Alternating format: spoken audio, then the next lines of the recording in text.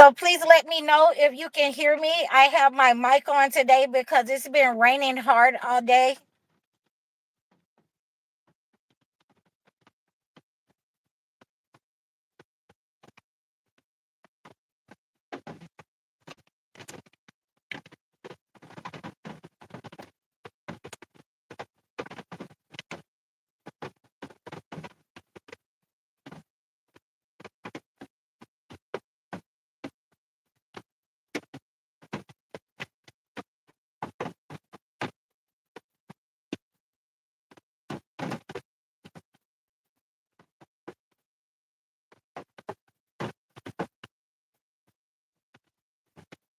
Assalamu alaikum. Let me know if you can hear me. I have my mic on today. I don't want to be silent on our live for today.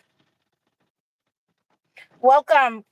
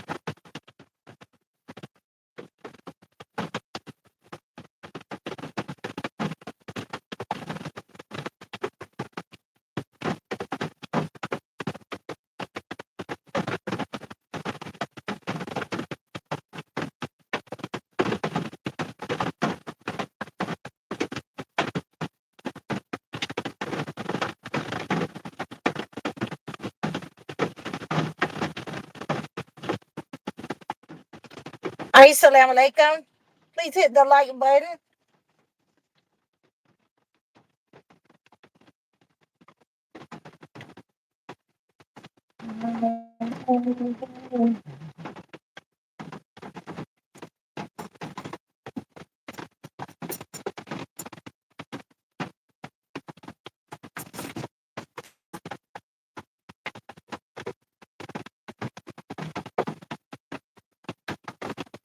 Please let me know if you can hear me.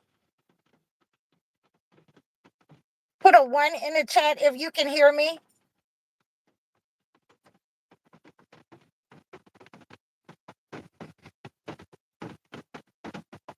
Hello, Devin Hernandez. Welcome. Welcome, guys. All right, thank you. So we're going to get started talking about what the chosen ones need to know in order to get married. And it's been raining here all day, so I had to put on my microphone so you guys could hear me. And we're going to talk about what it says in the Holy Bible. There are also traditions that line up around the world, in cultures. So we're going to talk about some of the things that the holy books line up and say for us to get married.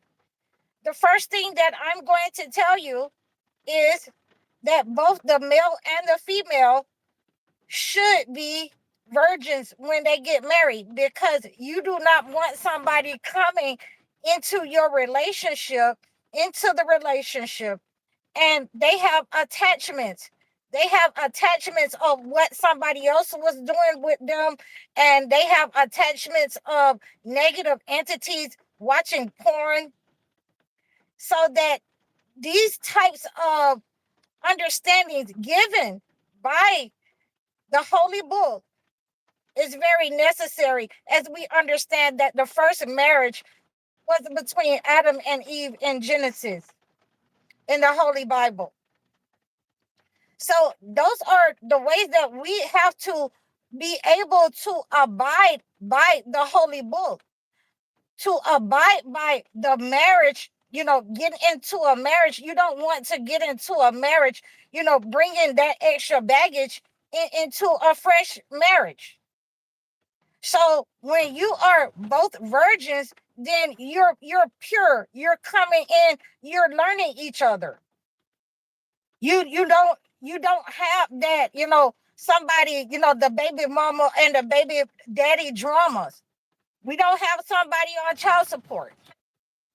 We are going to come into a fresh relationship. And this is how we want to enter into our marriages. And that's the first thing that you should understand, that you should be pure, both the male and the female. And that means guard your gaze and your modesty as a male and a female if you're looking for a marriage. The next thing that I'm going to tell you is that you cannot be alone. You cannot be alone. You must be supervised. You must be supervised if you're trying to get married, if you're courting. Please hit the like button, guys. It is not just man's law, but man's law and God's law now come together. That you cannot be alone. The male and the female must be supervised by the families. Yes, you can go to the male's house as long as his family is supervising you. As long as the mother and the father, the brothers, the sisters, they are there supervising you and you're not left alone. You can go to the female's house for dinner as long as the situation is supervised. You cannot, go to a person's house if you're, in college, if you are in those types of situations where you don't have family members. If you're an orphan, you cannot go to a male's house. A male cannot come to your house. You cannot shack up and live together. You should not be alone because it goes back to character. It goes back to, what type of person this is. Are these loose people? Is the character of the male right? And this prevents those attacks with people saying that, he attacked me or something happened against my will. You see what I'm saying? You see where I'm going with this? And again, this is where God's law and man's law, it intertwines. It is the same. It has to be man's law and God's law must meet. So when we are having these supervised visits, okay, it's fine if you are going to dinner in a public place. You're not going to dark places and all of these types of clubs and things like this. You're not going to those types of places. You're not going to a hotel. On certain of the videos, I have seen some of the women, saying that this man flew them out to some hotel, and then he got very upset because she would not, engage in intercourse. You're not dating. We don't date when we're trying to get married. Dating is for the entity. Dating is something that the entity has given the people that's in alignment with society. We are talking about man's law and God's law coming together. Guys, please hit the like button. So if you are understanding that you cannot be alone with your future spouse, that the person that you are wanting to marry, you can't be alone. You can't go to hotels with them because we want to keep the relationship pure. We want to keep the relationship in a way that, it allows for purity for both persons involved, the male and the female. That gives the time for the male and the female, both of the parents, to meet, so that you can have an understanding that, how they act in a home, Are they temperamental? Are they abusive to their families? Are they clean? You can have an understanding of whether this is, a person that is poor or a person that, is educated. You get a feeling for these people when you are in the courting process. And this is why dating is not allowed. So we have the first two right off the bat. This is why we have to court. It prevents disease. Marriage prevents disease. We want to make sure that we are looking in the spiritual aspects of getting married. And these are some of the ways that we have to make sure that our young people understand. Okay. So, we're going to move on to our third one. You're not supposed to take gifts or money from the person you're courting.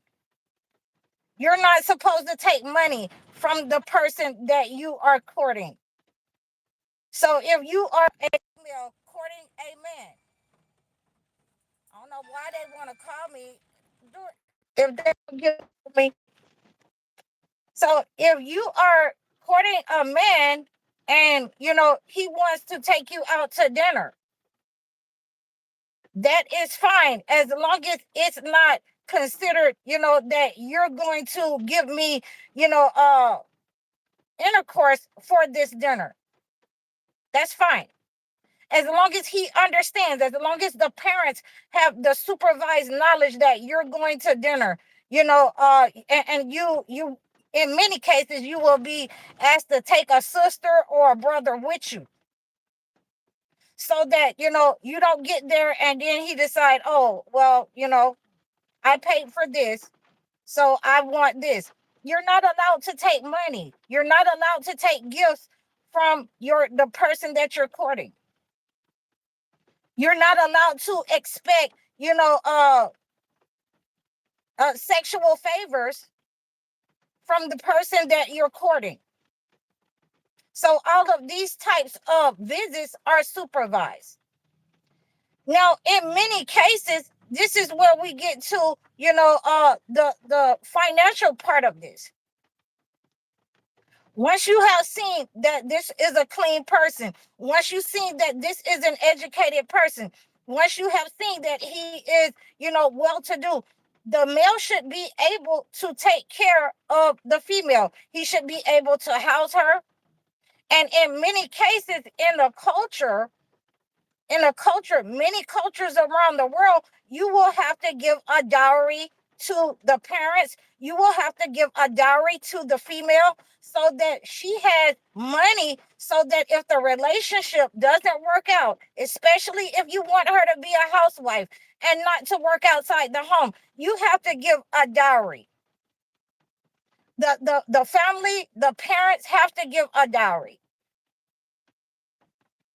So we're having this understanding that, the woman is the prize. The woman is the prize, so that, you're taking her off the market. You're taking her from her father. You're taking her from her house where she has been, well provided for and well protected. So this is why the male is supposed to be able to provide. And this is also why society has taken that kind of, that kind of wealth, that kind of money out of circulation for the males in the Black community, because they did not want them to communicate. They did not want them to be in competition with their men. They did not want that kind of wealth to circulate. This is why they don't want you to understand how to get married. And so I intend on teaching on various aspects of this. I've had, several males call me and say, they told their wife that they want, to marry again, to marry a second wife. Okay, so I'm asking him, did you give her the dower? Because if you did not, talk about this, if you was not, you can take a second wife. But if she's saying, we didn't discuss this, this is not something that I want. If you take a second wife, then you're going to lose me. You that's the bottom line that you have to face when you take a second wife. You cannot make somebody stay in a relationship miserable with you, but you can have 3-4 wives. As long as you can provide for them equally, as long as you are able to make sure that you have the money, that if each one of them you marry can have a house and a car, you cannot, group them all in one house so that, it will be easier upon you. Unless you have a wife that is, sick, and she said, well, can one of the other wife of my choice come and stay with us to take care of me and help you take care of me? I know plenty of women that would rather have another woman around than, just to have the male around, or a nurse. So this is some of the things that we have to understand. And I wanted to answer that for those men who had asked me that question. But when you are freshly getting married, we have covered, the dowry, the money, why you need to have the money. Now let's go from the female's end. That she needs to, if she's educated, she needs to know how to cook. She needs to know how to clean. We always want to be with people that have a clean house, that can run a clean house, that know how to run a house, that know how to pay the bills. We're not going to take the money and go do something, buy a Gucci or a Louis Vuitton bag.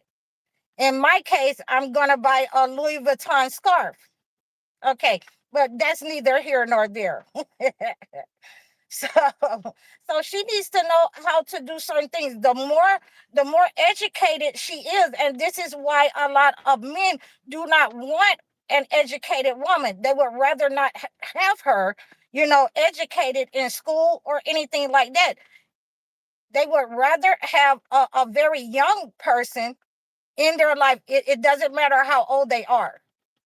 They would rather have a very young woman so that, she doesn't have the value that someone that is educated, that a woman that's educated in how to run a business. If her family owns a business, if she's been, running the farm all of her life, if she knows how to, make cheese from milk, if she is educated in psychiatry, breaking down computers, the more she knows, the more the dowry will be.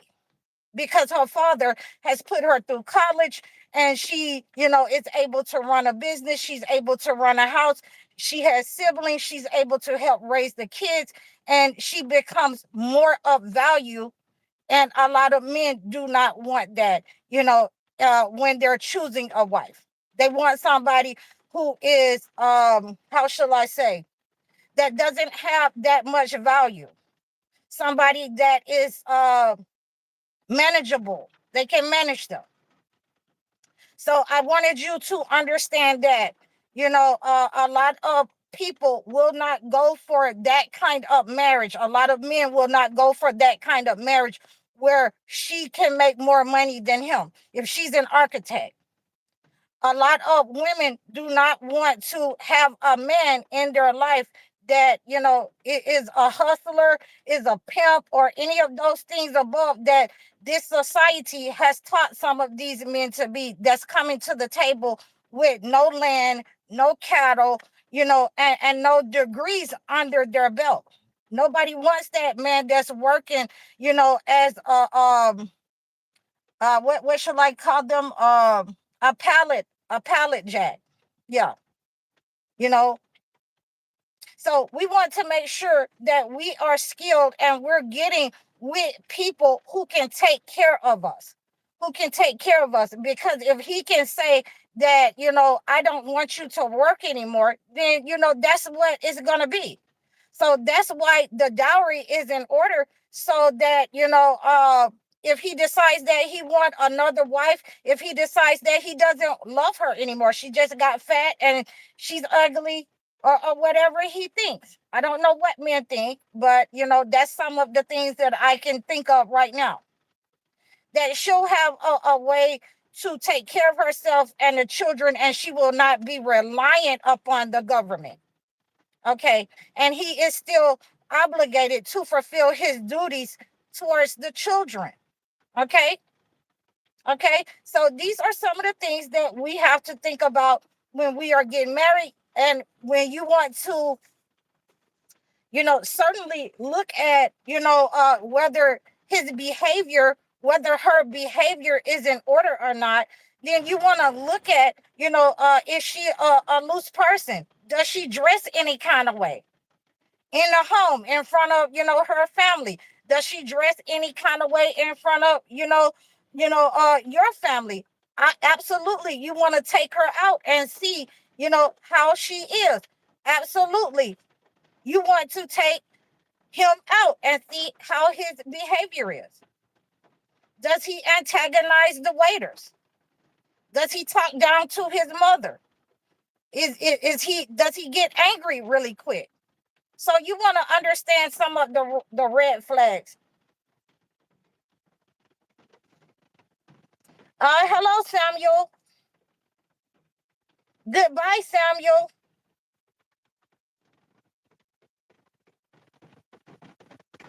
So we are having an understanding that courting is not allowed. Courting is not allowed when you're going by what God has revealed. So some of the verses that you can use is Genesis 2:24. That's Matthew 19:4-6. When you're talking about one flesh, when you have the respect for yourself, that you're not trying to sleep around. This is why we want to understand the law of what God has revealed, because, this is where all the disease is coming from these men who think that they can get these, young people and sleep with them, these BBLs and all of these OnlyFans, and they can do what they want with their body, and they are, spreading disease in the community. And we also have those men who are, incestuous in the household, those family members. So we also want to make sure that we understand what is illegal in the marriage bond. It's illegal to marry your sister, your mother, any child that you have raised from an infant. Okay. Immediate family. So you want to make sure that you're understanding these the way that you get married, the laws that God has given and provided us for the family to be provided, the community to be provided, the supervision of the young man and the young woman that's getting married. So, when these two people start in a covenant together, you want to make sure that they know how to cook and clean. The male and the female must know how to cook and clean, because if he says that he doesn't want her to work, and that means that he's going to provide for her, then that means that, she's going to take on the house chores. But when she has given birth, if they have children, and, in many cases you will, if she has given birth and, she's sore, she's recovering, he needs to know how to cook and clean for himself. He needs to know how to also take care of his children. So, we can have also in the marriage bond where both male and female go to work, whether they work inside the home or outside the home now. You both will be required to take care of the home, to buy food, clean the home, make sure the kids are well maintained, to make sure that the house is well maintained. Okay, so these are some of the things that has to be addressed during the courting stage. This is how you understand whether you're choosing the right person or not. Okay, and we're going by what the holy books say. And a lot of people want to say, well, the man has a degree of right over the female. That's not what we're talking about. That's not what we're talking about. So if you're one of those persons to, look to superiority over the female, okay, we already understand that amount, but we're talking about the rights of the female and the male when you're entering into the marriage, how to get married. If your attitude sucks, and it is detectable that your attitude is sucking, whether you're a male or a female, those are red flags that we don't want. We don't want you if you cannot provide. That's a lot of what's going on in society right now. That society has given the idea that you don't have to bring anything to the table as a man. You don't have to be able to provide for the kids and your wife clothing. She needs to pay 50-50. And I'm telling you, that's a lie, an outright lie. Okay, so now that we have understood that, we're moving on to number 4. And again, how to clean the house, how to take care of the children. That's a big part of, being in a marriage, is how to take care of the house, how to be able to cook. There are men that have made it to be 40 and 50 years old that still wanting their wife to cook, and she's working in a relationship too.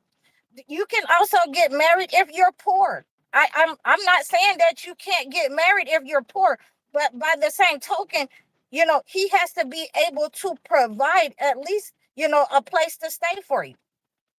He has to be able to provide food for his wife. He has to be able to provide for his children. A woman can enter into a relationship with a poor man if she says that this is the person that I love, and I'm willing to work with him, and they enter into an agreement. They can enter into a marriage if they are poor, and God will bless them and enrich their relationship. So this is still on the male, though, to provide for her, to provide food, to provide clothing, to make sure that he's paying the bills. If she, helps him, that's fine. But she doesn't have to do that, if she doesn't want to. She doesn't have to, give him 50-50. She can keep her money, but he must provide if he wants to marry her, in the same way that her father had already provided and protected for that female. So I wanted you to have that understanding, when we're moving forward into the marriage and relationship. This is from the holy books. So please hit the like button, and please make sure that you're sharing this information with your young people, especially these males who think that, going on a date and buying dinner gives them access to a woman. When in society, in reality, a lot of these males who think like that, those 50-50 males, would not be able to have a woman under God's law. And that's what I mean by that. So, we're moving on to the dowry. And the dowry, can be given to a woman. It can be given to a woman. And prior to that, the male and the female can have up to, 8 to 10 suitors. You can court up to 8 to 10 persons. You may not take any money from them, and you may not sleep with them, the male or the female. But once you have entered into a marriage bond, the fiance stage, where, you're exchanging the rings, you discuss the dowry with that person, then you're not in that stage anymore. You're in the stage where the dowry has been decided on, how much she's going to get, and all kinds of courting has ended, and you've decided on one person. If you should find out that this person is not a virgin, whether male or female, he has another a son that you didn't know about, he got a baby mama that he's been hiding, or the family, you can call off that wedding. You can call off that, and you can return the dowry, or you can return a portion of the dowry. If you find out she's not a virgin, she doesn't know how to cook, or whatever, she's not educated, then you can give each person a dowry according to how much they are worth. But I have to tell you that for many of the males, if you do not have any land, if you do not have business skills, if you are coming from a poor family, if you haven't had any skills, if you're not making a certain amount, and you can provide for a female and children to come behind that, then many times you will not be able to get married, or you will have the person, the wife, or the person that's courting you say, I want to get married to him as he is. He doesn't have to give me a dowry. And that means that she is going to enter into a relationship with you for a time and work with you, and it's not going to be, all your life. In many cases, it's not going to be all of your life. Now, I would say that the courting process should last between 6 months to a year. If you don't know whether you want to be with this person or not, if you haven't narrowed it down to one person, then you have a problem, because that person can absolutely say, I'm not trying to sit up and date you, and well, not date, but court you more than 6 months to a year. If you don't know whether you like me, if you don't know, if I have the skills, if I'm going to be a good match for you in your life, or be an asset to your family. And as parents, we have to understand that we're gaining a son or a daughter. So, we should not be interfering because that's my daughter or because that's my son. We should be absolutely telling them the truth. And a lot of parents cannot do that because they have they have been in alignment with the entity. And we'll just put that like that. So, these are some of the things that I wanted to give you. And I got a couple of more Bible verses and Holy Quran verses. And we have Ephesians 5:25 that talks about, the marriage.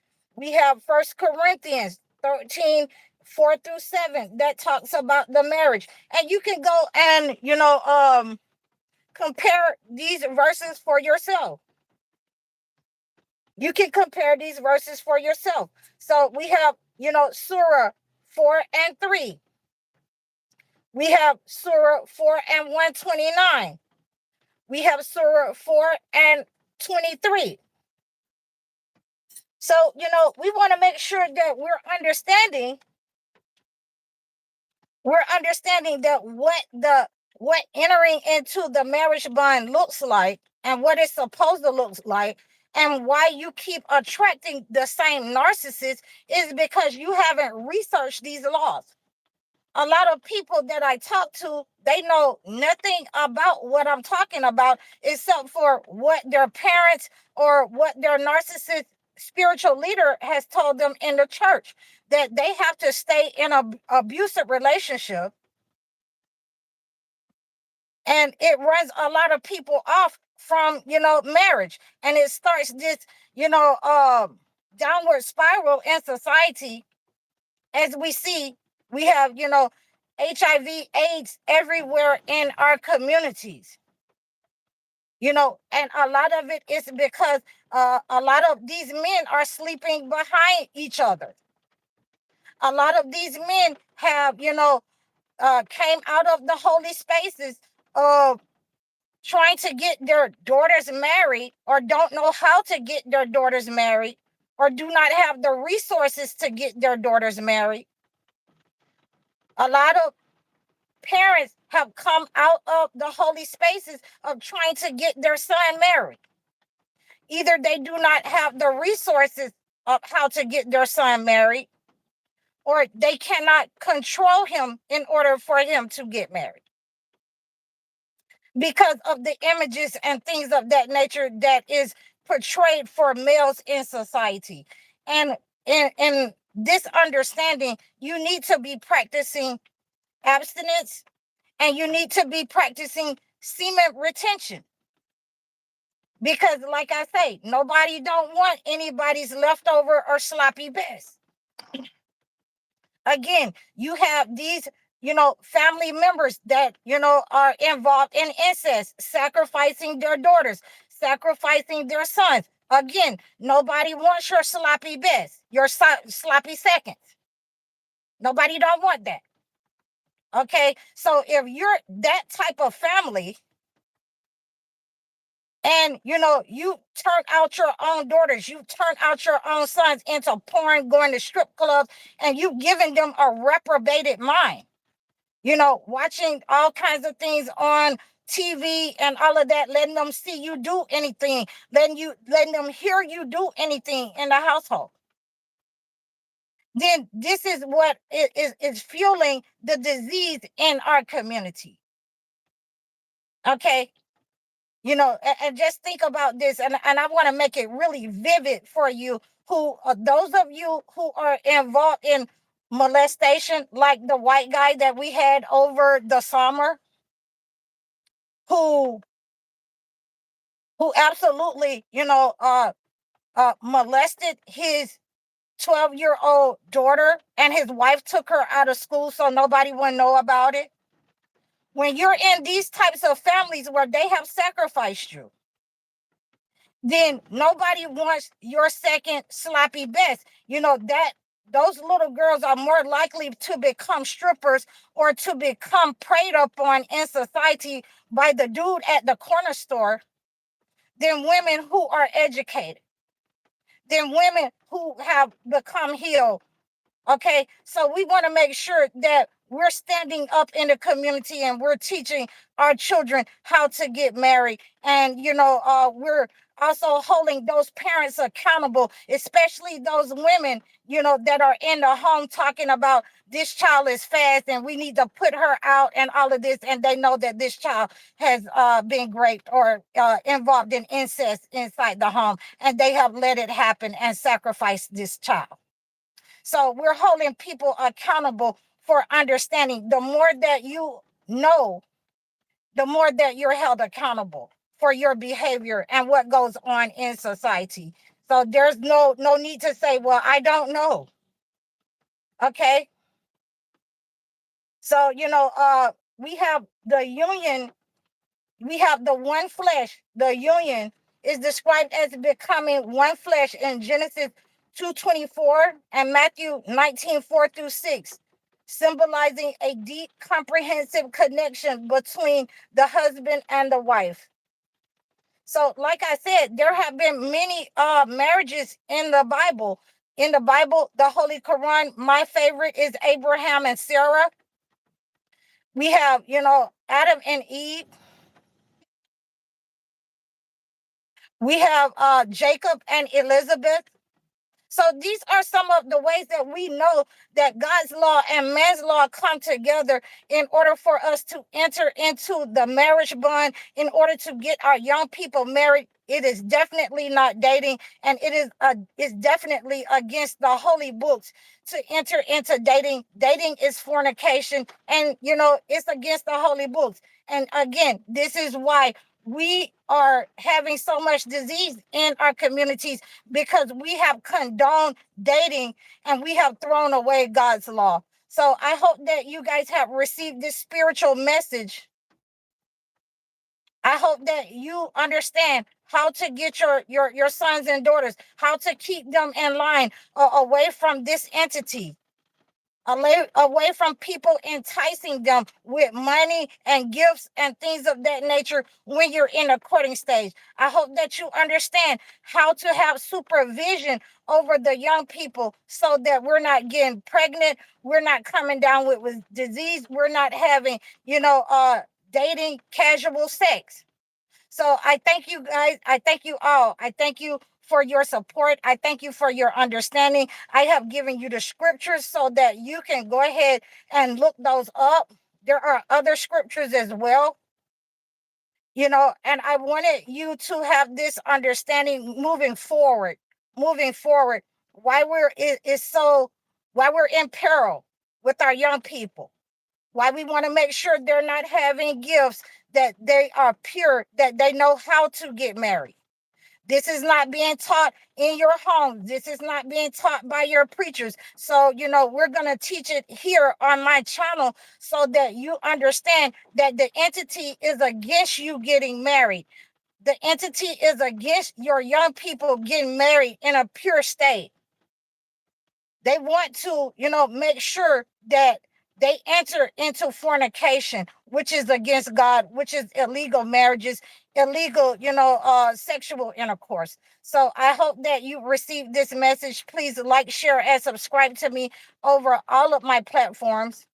Book your one-on-one session so I can acclimate a gift to your situation, to your relationships, to your relationships, the marriage bond. So we can strengthen those marriage bonds through prayer. We can strengthen those marriage bonds through communication. We can strengthen them through fasting. Please like, share, and subscribe to me over all of my platforms. Leave a comment for me. Donate to my channel. I'm HighOracle, Reiki Spiritual Healer. Assalamu alaikum.